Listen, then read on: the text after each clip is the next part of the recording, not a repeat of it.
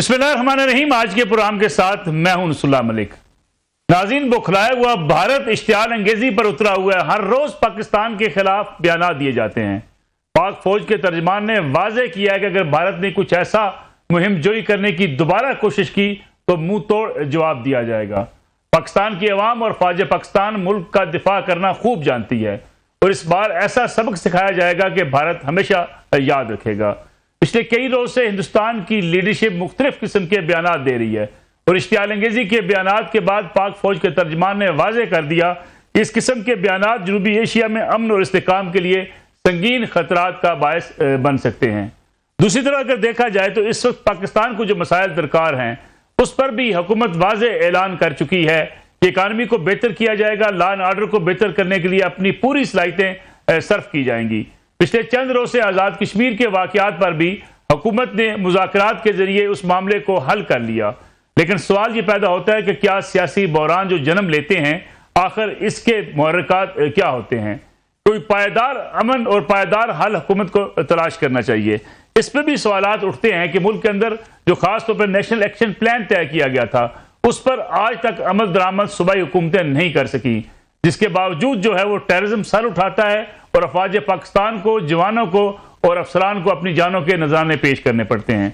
आज के प्रोग्राम में इस पर भी बात करेंगे। फिर एक और जो है इस पाकिस्तान के अंदर बहस चल निकली है कि क्या आज़ाद फलस्तीन की रियासत के क़याम से पहले क्यों इस किस्म की बातें की जा रही हैं कि इसराइल को तस्लीम किया जा रहा है, क्योंकि सिक्योरिटी हुकाम और हुकूमत बड़े वाजे कर चुकी हैं कि किसी सूरत भी इसराइल को न तस्लीम किया जा रहा है न कहीं सोच पाई जाती है और ये तमाम तरह कोशिशें जो हैं इस वक्त गजा में अमन के लिए हैं। इसमें बातचीत करने के लिए हमारे साथ मौजूद है वज़ीर आज़म पाकिस्तान के कोऑर्डिनेटर जनाब इख्तियार वली खान साहब। इख्तियार वली साहब, आपका बहुत शुक्रिया प्रोग्राम में तशरीफ लाने का। उनके साथ तशरीफ रखते हैं मुल्क के सीनियर साफी तजियाकार जनाब सलीम बुखारी साहब। बुखारी साहब, आपका बहुत शुक्रिया। जबकि दिफाई तजियाकार ब्रिगेडियर रिटायर्ड हारिस नवाज साहब, साबिक निगरान सूबाई वज़ीर दाखिला भी हमारे साथ भी मौजूद है। वज़ीर साहब, आपका भी बहुत शुक्रिया। इख्तियार वली खान साहब, प्रोग्राम का आगाज में चाहूँगा आपसे किया जाए, खासतौर पर ISPR ने जो आज वाजे किया हिंदुस्तान को कि जिस किस्म के बयान हिंदुस्तान की तरफ से आ रहे हैं, इश्तियाल अंगेज बयान हैं, बुखलाहट का एक समझ लें उनका इजहार किया जा रहा है, फिर उनकी फौज के, उनकी फजाइया के जो जिम्मेदारान हैं वो इस किस्म के बयान दे रहे हैं, जिससे एक तासर पैदा होता है कि एक बुखलाया हुआ हिंदुस्तान महज बयान के जरिए अपनी कौम को मुतमिन करना चाहता है।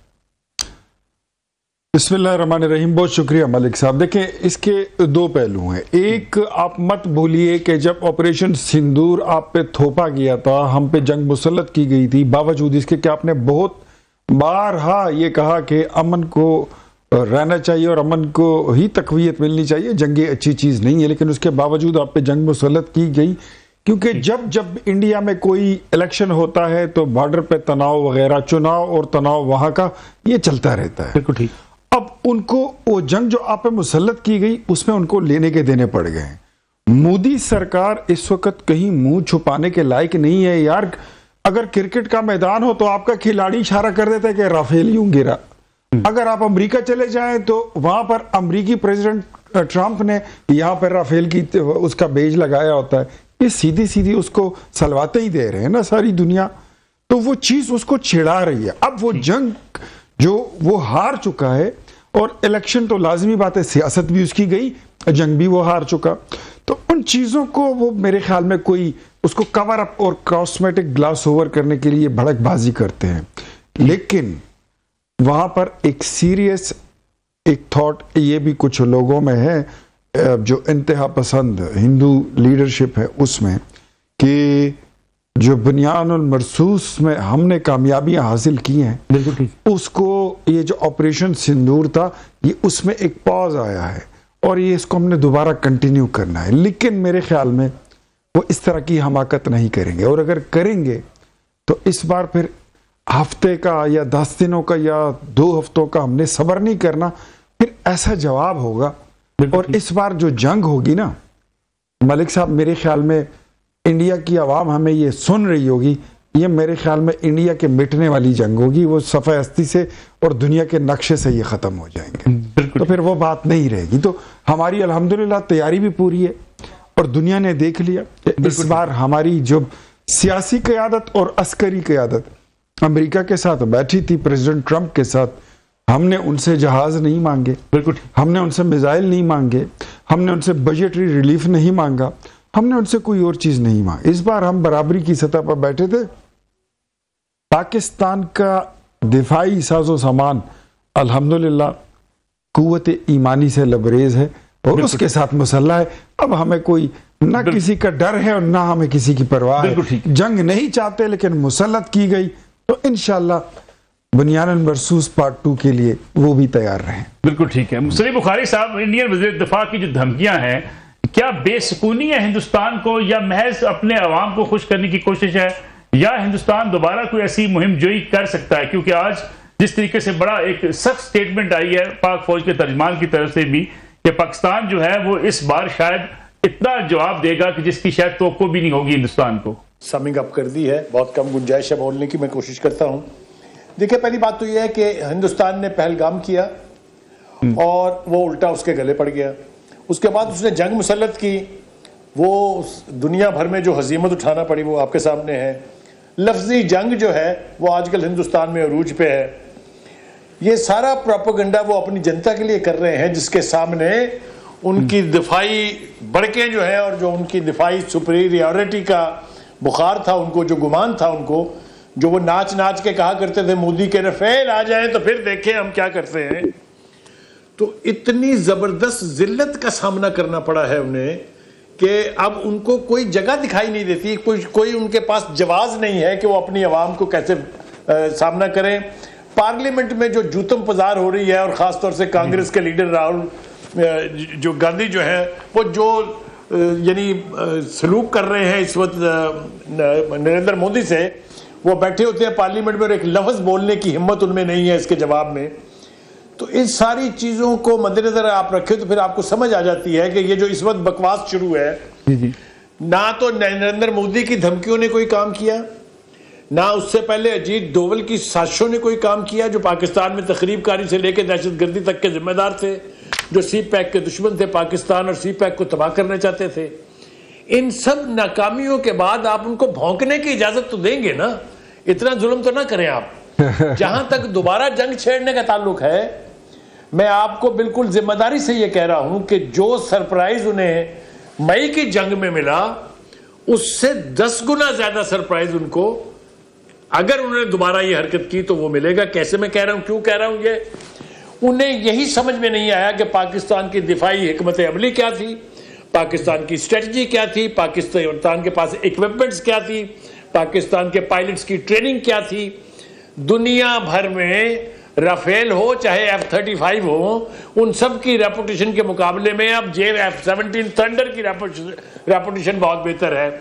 यही हाल हमारे मिसाइल सिस्टम ने किया है कि जिस तरीके से उनके S-400 किस्म के डिफेंसिव सिस्टम जो है उनको हमने तबाह किया, जिस तरह फ्रंट लाइन के 9 एयर बेसिस जो हैं उनके रनवेज को हमने तबाह किया।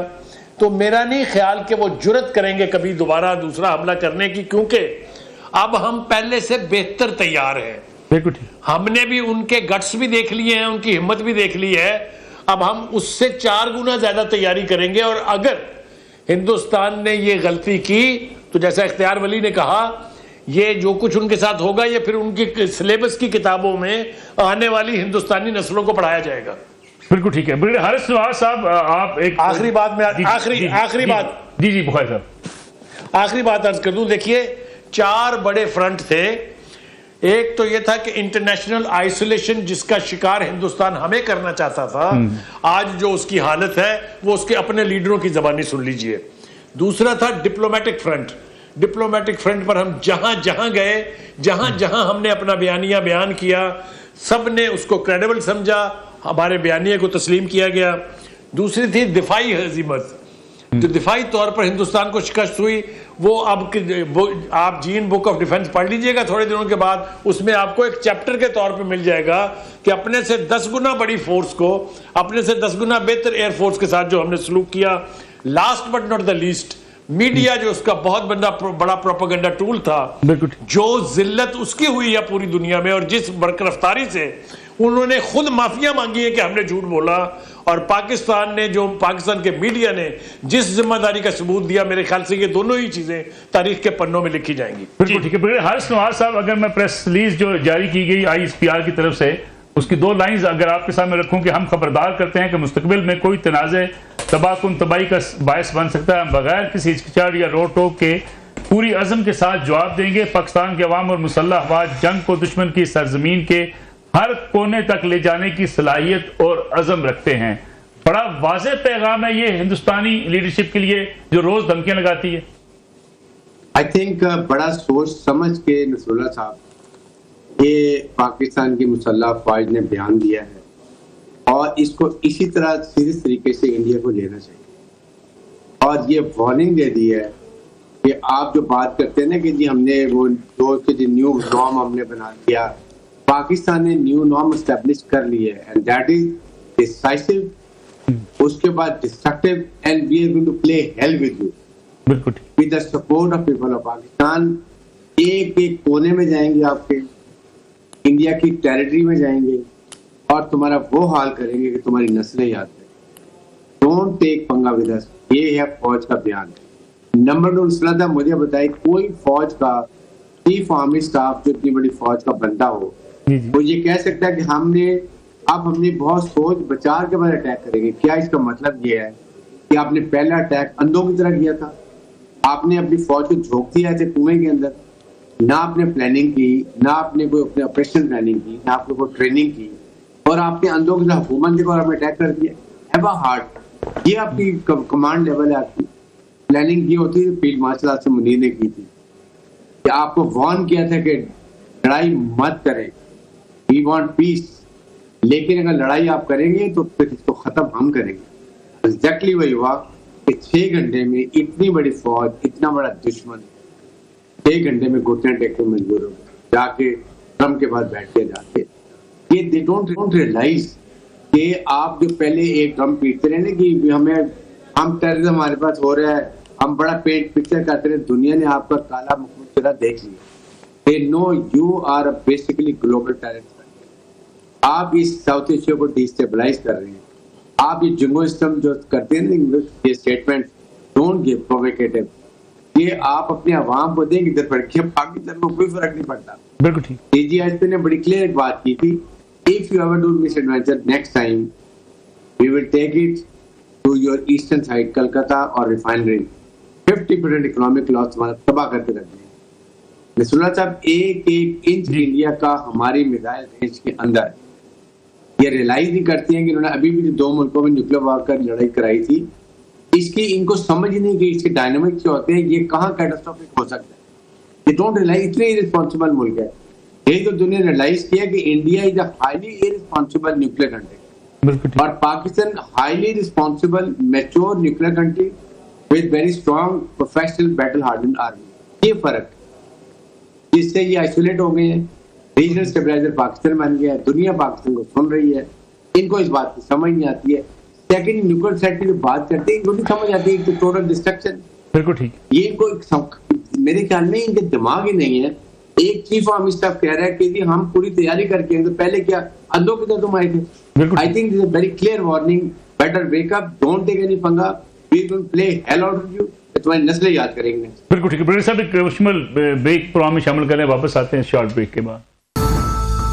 प्रोग्राम एक बार फिर खुशामदीद इख्तियार वली साहब। एक तरफ तो हुकूमत की कोशिशें हैं, जिस हुकूमत दावेदार भी है गजा के हवाले से अपना किरदार अदा करने के लिए, गजा में मुजालिम पूरी दुनिया देख रही है। दूसरी तरफ पाकिस्तान के अंदर सोशल मीडिया पर बड़ी कंपेन चल रही है कि जी तस्लीम किया जा रहा है इसराइल को। क्या समझते हैं आप इस किस्म की कंपेन? फिर हुकूमत ये भी दावेदार रही है माजी में भी कि ये फेक न्यूज़ या सोशल मीडिया का गलत इस्तेमाल, उसको हम रोक लेंगे, आज करने में कामयाब तो नहीं हुई। अच्छा मलिक साहब, लेट मी मैं इसको बड़ा वाज़े अल्फाज में कहना चाहता हूं कि ये नेगेटिव प्रोपेगेंडा जो है, इसके पीछे इमरान खान की जुमात पाकिस्तान तहरीक इंसाफ है। ये उन्हीं का ही प्रोपेगेंडा है और वही करते रहते हैं। जब आप, और ये बड़े अफसोस की बात है, जब जाफर एक्सप्रेस पर अटैक हुआ था, BLA ने किया था, आप उस दिन का इनका बयानिया उठा लें, ये इंडिया की बोली बोल रहे थे। इंडिया का मीडिया और पाकिस्तान तहरीक इंसाफ का मीडिया एक जैसी बात, एक जैसी बोली बोल रहा था। फिर दिन आप पर इंडिया ने हमला किया था, तो जो स्टेटमेंट अलीमा खान ने दी थी, जो स्टेटमेंट इनके अपोजिशन लीडर उमर अयूब ने दी थी, और फिर आप इनकी सोशल मीडिया देखें कि मतलब वो that was not in support of Pakistan, not in support of the रियासत, बल्कि ऐसा लग रहा था जैसे ये उनका बयानिया बोल रहे हैं ये इंडिया के साथ खड़े। आज फिर मतलब कल मेरे ख्याल में इससे बड़ी कोई बात हो ही नहीं सकती है कि हम तो इस बात पर कायल हैं और ये फर्म बिलीव है और स्टैंडिंग है हमारी कि जो हल फलस्तीन का फलस्तीनियों को कबूल नहीं होगा, हमने उस तरफ नहीं जाना। अब डिप्टी प्राइम मिनिस्टर ने कल floor of the house Ishaq Dar साहब ने कह दिया कि जो ट्रंप का मुआहिदा है वो हमारा मुआहिदा नहीं है, हम दो रियासती हल, दो कौमी नजरिया, हम उसी की तरफ जाएंगे और यही मुतालिबा है फलस्तीनियों का। फलस्तीनियों के खुद जो फलस्तीन के रहने वाले लोग हैं उनको अगर कोई हल कबूल नहीं है तो हम उन पे क्यों मुसल्लत करें? और जो जिस पे मुस्लिम उम्मा तमाम आपके साथ तकरीबन 8-9 मुस्लिम ममालिक इस मुआहिदे को, जिस मुआहिदे का जिक्र कल इसहाक डार साहब ने किया था, उस पे वो एक आवाज और आपके साथ हम आवाज भी हैं और हम पला भी हैं। तो अगर ऐसे हालात हों और ऐसे सिचुएशन में मुल्क के अंदर जो लोग ये कहते हैं कि इजराइल को तस्लीम करने की बातें हो रही हैं, कोई शर्म आती है इनको? कोई हद होती है? अपने लीडर से एक ट्वीट तो कराओ जरा फलस्तीनियों के हक में, जरा इजराइल के खिलाफ। खुद जिनके बच्चे यहूदियों के पास पल रहे, खुद जो इजराइल से पैसे पकड़ के अपनी सोशल मीडिया को फीड करते हैं, यही उनका नान नफका है, यही से नान नफका चलता है, वो लोग हमें कहते हैं कि आप इजराइल को तस्लीम करने जा रहे हैं। लानत हो ऐसे लोगों पर, इनकी गंदी सियासत पर।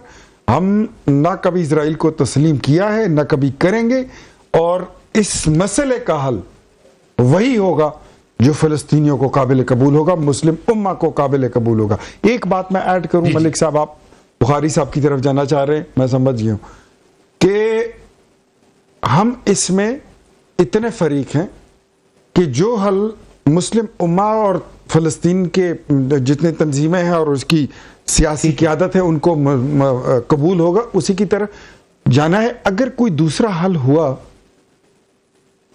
मुझे ये बताइए कि क्या पाकिस्तान अपनी तरफ से कोई अलग पॉलिसी बना सकता है? Are we in the position?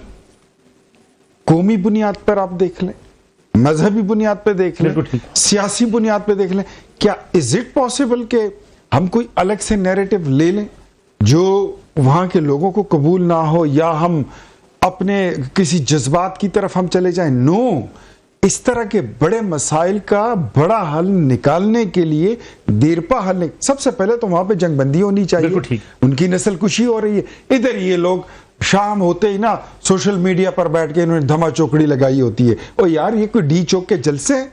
कोई यार हया नहीं चाहिए, कोई जिम्मेदारी का एहसास होना चाहिए। तो रस्ट अश्योर पाकिस्तानी कौम ये तसल्ली रखे कि आपकी हुकूमत, वजीर आजम शहबाज शरीफ फलस्तीन के मुतालिक और इजराइल के मुतालिक कोई ऐसा फैसला नहीं करेंगे जो फलस्तीनियों को कबूल नहीं होगा।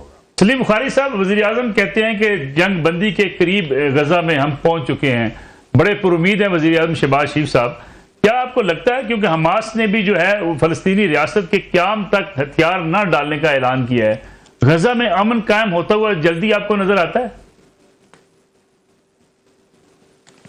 जी, पहली बात तो ये कि कायद आज़म का एक कोट मेरे सामने रखा है इस वक्त जी, जिन्होंने कहा था कि इस्राइल उम्मत मुसलमा के दिल में घोंपा गया वो खंजर है और ये एक नाजायज रियासत है जिसे पाकिस्तान कभी तस्लीम नहीं करेगा। इसको मैं अगर सामने रखूं तो मुझे ये नहीं लगता कि पाकिस्तान में किसी की हिम्मत और इतनी जुर्रत है कि वो इस्राइल जैसी एक नाजायज यानी एंटिटी जो है उसको तस्लीम करने की बात भी करे। ये जंगबंदी भी हो जाए, गजा में उनकी हुकूमत भी कायम हो जाए, इसके बावजूद भी मेरे ख्याल से ये तसव्वुर करना कि पाकिस्तान कभी इस्राइल जैसी नाजायज यानी और एक नासूर को तस्लीम करेगा, मुझे हैरत है इस बात के ऊपर। इख्तियार वली तो कह रहे हैं ना कि ये प्रोपेगेंडा करते हैं पीटीआई वाले, ये सोचते कैसे हैं कि ऐसा कभी हो सकता है? एक बात। दूसरी बात यह कि ये अभी इन्होंने कहा कि ये तो यहूदियों के खिलाफ या ज़ैनियों के खिलाफ कभी एक लफ्ज़ नहीं कहते हैं। इसको तो छोड़ दीजिए। आप ये देखें कि जो सादिक खान का इलेक्शन था उसके अंदर हमारे उस वक्त के मुल्क के वजीर आजम किसकी लॉबिंग करने के लिए गए थे, और फिर अभी हाल ही में प्रेसिडेंट ट्रंप ने किस मेयर के खिलाफ वो जहर अफसानी की है कि उसको एक शाही दावत में आने से मना कर दिया। न्यूयॉर्क में जो मुसलमान बनने जा रहा है, मेयर इलेक्ट होने जा रहा है, उसके हवाले से ट्रंप और पीटीआई एक पेज के ऊपर है। हैविंग सेड दिस, अब आ जाए आपके सवाल की तरफ। देखिए, गुजारिश ये है, जंगबंदी होने जा रही है, जंगबंदी हो जाएगी, लेकिन सिर्फ जंगबंदी उस मसले का हल नहीं है।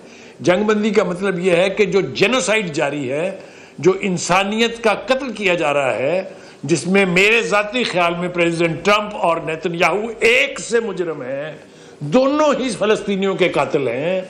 क्योंकि प्रेसिडेंट ट्रंप ने आते ही जो सबसे पहले 28 या 38 के करीब एग्जेक्टिव ऑर्डर जारी किए थे, उसमें पहला यह था कि जिन हथियारों पर पाबंदी थी कि 1000 पाउंड के 2000 पाउंड के बम इसराइल को नहीं दिए जाएंगे, जो बाइडन इंतजामिया ने लगाई थी, सबसे पहले उसने आके उसको उठाया। न सिर्फ उस पाबंदी को उठाया, बल्कि एक हफ्ते के अंदर अंदर वो सब बम ट्रांसफर कर दिए। तो मैं समझता हूं कि नेतन्याहू और प्रेसिडेंट ट्रंप एक तरह से जेनोसाइड के मुजरिम हैं।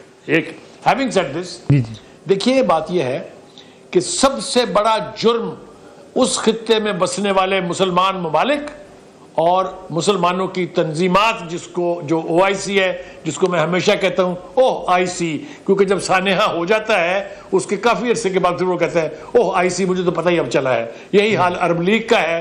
अगर ये खामोशी इख्तियार न किए हुए होते, ना कतर के ऊपर हमला होना था, ना ये जेनोसाइड होना था जो उन्होंने किया है। क्योंकि ये सारे जो हैं वल्नरेबल हैं। सबकी लीडरशिप ये समझती है कि हमारी हुकूमतें 2 घंटे की मोहताज हैं। अगर हमने किसी तरीके से अमेरिकन प्रेसिडेंट को नाराज कर लिया, ये पूरे 50-60 साल की हिस्ट्री में आपको बता रहा हूं, जब ऐसी सूरत हाल होगी तो हम ख्वाहिशात तो कर सकते हैं, लेकिन वैसा ही होगा या नहीं होगा, इसका दारोमदार उस खित्ते के ममालिक पर है कि उनकी गैरत और हमीयत जो है वो जागती है कि नहीं।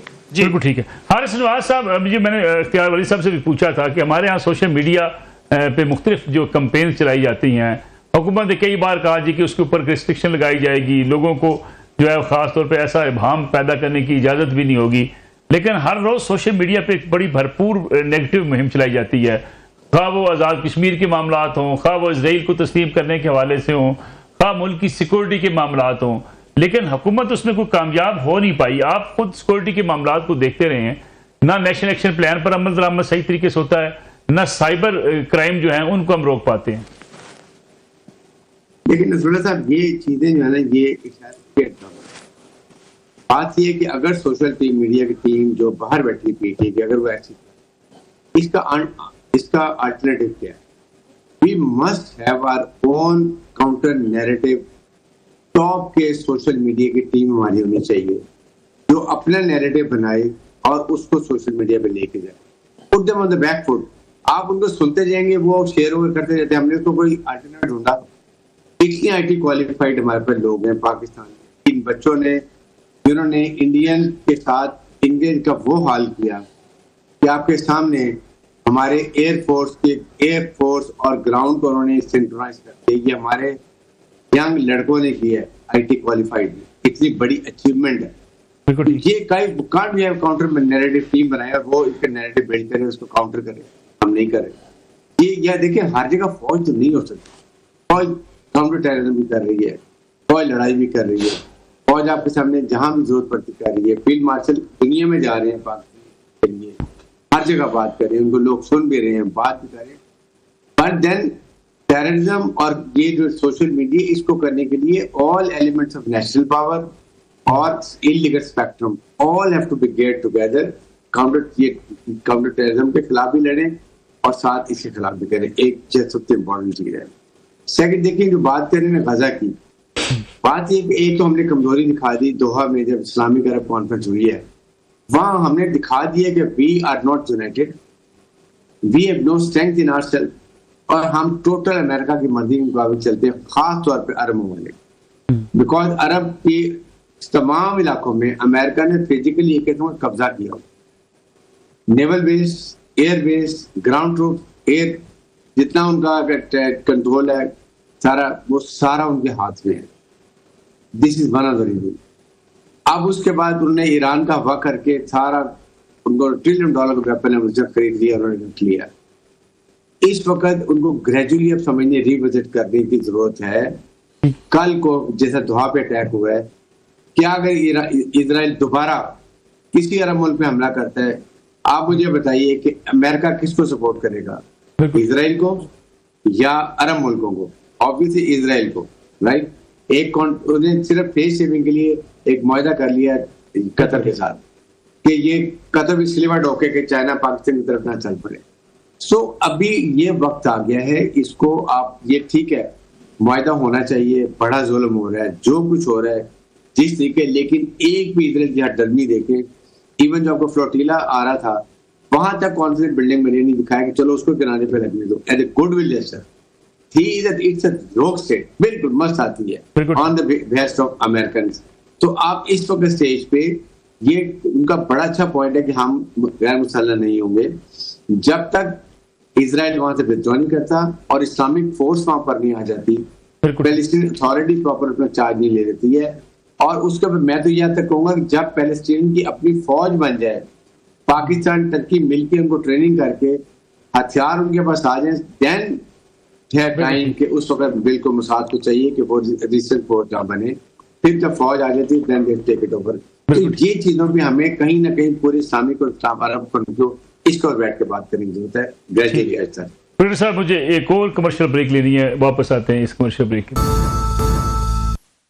प्रोग्राम एक बार फिर खुशामदीद। इख्तियार वली साहब, जाते जाते सियासत का तज़किरा भी कर लें। पीपल्स पार्टी से क्या लड़ाई है आपकी? रोजाना जनाब पंजाब बामुकाबला सिंध हमें नजर आता है, पंजाब की लीडरशिप बामुकाबला सिंध की लीडरशिप। यार मलिक साहब, कोई लड़ाई नहीं है। पीपल्स पार्टी हमारी, मैं समझता हूँ, मेरी जमात, मेरी क़ियादत भी समझती है कि एक डेमोक्रेटिक जमात है, आइन और कानून की बालादस्त पे यकीन रखने वाली जमात है, पार्लियामेंट की सुप्रीमेसी पे यकीन रखने वाली जमात है। लेकिन समहाउ ये दो चंद चीज़ें जो हैं ये काबिल तवज्जो हैं कि जिस दिन से हुकूमत बनी है उसके, और पीपल्स पार्टी अगर ये लाख कहे कि हम हुकूमत में नहीं है तो ये कोई गलत बात होगी। सिंध में आप बराह रास्त हुकूमत में है, बलूचिस्तान में आप बराह रास्त हुकूमत में है, पंजाब में आपका गवर्नर बैठा हुआ है, केपी में आपका गवर्नर बैठा हुआ है, इनकम सपोर्ट प्रोग्राम आपके पास है जिसका सबसे बड़ा फंड है, डिप्टी स्पीकर कौमी असम्बली में आपका है, चेयरमैन आपका है, प्रेसिडेंट हाउस में आप बैठे हुए। आप ये नहीं कह सकते हम हुकूमत में नहीं है। हाँ, हमें खुशी होती अगर ये कैबिनेट में भी आ जाते, लेकिन जिस दिन से हुकूमत बनी है, गवर्नर पंजाब सलीम हैदर साहब, मेरे ख्याल में या तो वो जो कुछ उन्होंने कहना शुरू कर दिया था, मतलब अभी तो कोई बात हुई नहीं थी, वो शुरू हो गए थे, वो बहकी बहकी बातें करते थे, तो क्या वो, मुझे तो यकीन नहीं आता कि वो खुद बोलते हैं या वो अपनी क़ियादत की मंशा से या उनकी इजाज़त से वो बोलते हैं। फिर उसके बाद हसन मुर्तज़ा साहब बोलते गए, हम बर्दाश्त करते गए। साहब को अब कोई इख्तियार नहीं देंगे तो बोलेंगे नहीं, तो इख्तियार उनको पता नहीं, उनको क्या चाहिए, पॉलिटिकल स्पेस चाहिए, तो उसके लिए उनको सीटें जीतनी जरूरी होती हैं। कोशिश करें लोगों को, तो मेरे ख्याल में उनका ये भी ख्याल है कि अगर जो पीटीआई में लोग पीपल्स पार्टी के गए हैं उनको शायद वापस लाने के लिए यही एक रास्ता हो कि हम यहाँ पे अपोजिशन का किरदार अदा करें। जो कसर फिर रह गई थी वो नदीम अफजल चंद ने, आई एम सॉरी टू से, मेरे अच्छे दोस्त और कुलीग हैं, लेकिन उन्होंने एक गलत रोल प्ले किया है। वो शायद अपने दामन का वो दाग धोना चाहते हैं जो उनके दामन पे गुज़श्ता पीटीआई हुकूमत में लग गया था, और वो शाह से ज्यादा शाह के वफादार बनने की कोशिश में उन्होंने प्रेस कॉन्फ्रेंस ठोक दी। अब अगर मैं उसके जवाब में प्रेस कॉन्फ्रेंस करूं तो उससे कई गुना बेहतर प्रेस कॉन्फ्रेंस कर सकता हूं। थोड़ी बहुत लुगत मैं भी जानता हूं, थोड़े बहुत लफ्ज हमें भी याद हैं, और ये जुमलेबाजी करना ये कोई मुश्किल काम नहीं है। लेकिन ये जो इत्तेहाद नवाज शरीफ और ज़रदारी साहब ने बनाया था, जो अलायंस हमारे वजीर आजम और बिलावल भुट्टो साहब ने बनाया था, ये उसको तोड़ने के मुतरादिफ है। तो मेरे ख्याल में और तो कुछ नहीं है। अगर मरियम नवाज के कामों को देखें, फिर आप सिंध के कामों को देखें, लाजिमी बात है आपस में बैठ के डिस्कस भी करते होंगे और मुआजना भी करते होंगे, तो मरियम नवाज से शायद कोई जेलसी का फैक्टर भी हो। तो मेरे ख्याल में ये चीज़ें नहीं होनी चाहिए। और अगर कोई मसला है तो आप बड़े फोरम पर आकर उसमें बैठ के डिस्कस करें, उसका हल निकालेंगे। बट लेकिन ये जो रास्ता इन्होंने अपनाया है ये अच्छा नहीं है। ठीक है बुखारी साहब, पीटीआई में दरारें इस वक्त नुकसानदेह हैं पीटीआई के लिए, या पीटीआई में जो है वो क़यादत का बहरान है? देखिए ये it's a combination of both, ये दोनों ही चीज़ें हैं। मैं आपको ईमानदारी से अर्ज करूं कि मेन स्ट्रीम पार्टी जिस तरह पीटीआई दावा करती है कि हम 25 करोड़ अवाम उनके साथ हैं, हमने इससे पहले भी बड़ी बड़ी पार्टियां देखी हैं। पीपल्स पार्टी बहुत बड़ी पार्टी है, नून लीग बहुत बड़ी पार्टी है, लेकिन सख्त से सख्त तरीन हालात में भी इनके हिस्से बखरे उस तरह के नहीं हुए हैं जिस तरह के आज हम पीटीआई में देखते हैं। ये ग्राउंड रियलिटीज हैं, आप इसको मान लें तो बेहतर है, नहीं मानेंगे तो उससे कोई फर्क पड़ने वाला नहीं है। अब मैं आपको जल्दी जल्दी 3 4 5 6 जो बड़े हिस्से हैं वो गिनवा देता हूं। सारी जिंदगी खान साहब जो हैं, खासतौर से जो उनकी वजारत अज़मा का दौर है, जब से उन्होंने 2018 के इलेक्शन लड़े थे, वो मौरूसियत को तनकीद भी करते रहे, उस पर लानत भी भेजते रहे, लेकिन आज उनकी अपनी फैमिली जो है उसके बारे में पार्टी के लोग कहते हैं कि वो चेयरपर्सन बनना चाहती हैं और पार्टी की कमान संभालना चाहती हैं। एक धड़ा तो ये हो गया। दूसरा धड़ा उनकी बेगम साहबा का है, बुशरा बीबी का, जिसके बारे में कोई वजाहत करने की या कोई सबूत देने की जरूरत नहीं है। वो केपी में बैठ के क्या कर रही हैं, उन्होंने पंजाब में बुजदार के साथ और गोगी के साथ बैठ के क्या किया, ये सब हिस्ट्री है। आगे आ जाइए जनाब। अब वकला जो है उनके अब 3 धड़े हैं।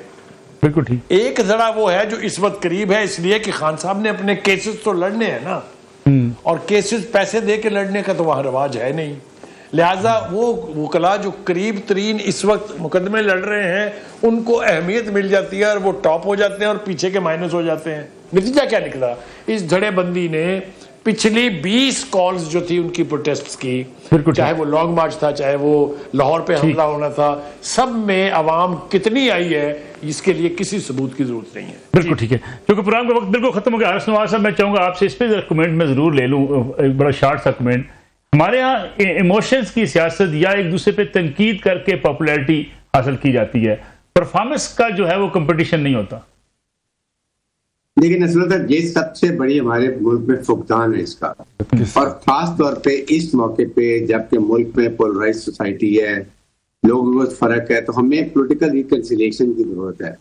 पर्टिकुलरली जो हुकूमत में पार्टी है, कम से कम उनको एक दूसरे के ऊपर ऐसी बात नहीं करनी चाहिए जिससे थर्ड पॉलिटिकल पार्टी को बेनिफिट हो और वो कहें देखो ये और आपस में लड़ रहे हैं और इससे वो फायदा उठाने की कोशिश करे। सेकंड ये कि परफॉर्मेंस, मैं उसको कहता हूँ कि पाकिस्तान के अवाम को क्या फायदा हुआ, क्या बिजली सस्ती कर दी, पेट्रोल सस्ता कर दिया, आम कमोडिटी आइटम सस्ती कर दी, अवाम को सहूलत मिल गई, तालीम में मिल गई। आप कैसी ये हैं चीजें करने की जो हम नहीं करते। अगर हमने अपना घर ठीक कर लिया है तो we have done lot of thing. ये चीजों का फुकदान है जो कि हर हुकूमत को, फेडरल गवर्नमेंट को, प्रोविंशियल गवर्नमेंट को, अवाम को ये करके दिखाएं। दैट इज व्हाट, इसके बेस पे आप अपना वोट मांगे, जो मर्जी करें, then you are justified. But otherwise ये बिल्कुल ठीक, स्टॉक एक्सचेंज कहाँ चली गई, वो चीजें चली गई, मेरे ख्याल में इससे अवाम की जो गुर्बत को कोई फर्क नहीं पड़ता। That is what it is. Haris Nawaz साहब, सलीम बुखारी साहब, जनाब इख्तियार वली खान साहब, तीनों मेहमानों का बहुत शुक्रिया। नाज़रीन, इंशाअल्लाह कल आपकी खिदमत में दोबारा हाजिर होंगे। इजाज़त दीजिए, अल्लाह हाफ़िज़।